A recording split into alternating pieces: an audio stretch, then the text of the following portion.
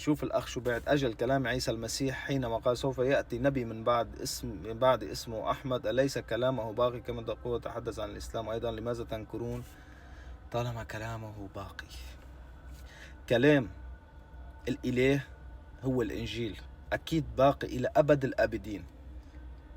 كلام إلهنا ومخلصنا خبرنا أنه رح يجي أنبياء كذبا من بعدي، وليس رح يجي نبي اسمه أحمد أو أي شخص. بحب طمنك، أي شخص عم تتبعه أنت، عم تروح تتفرج عليه على فيديوهاته، على قصصه ورواياته، هول ناس كذبة.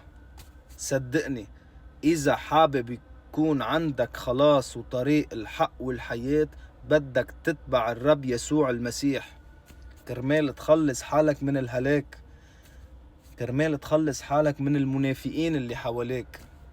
بحبكن كتير، باسم الآب والابن روح القدس إله واحد، آمين. بحبكن.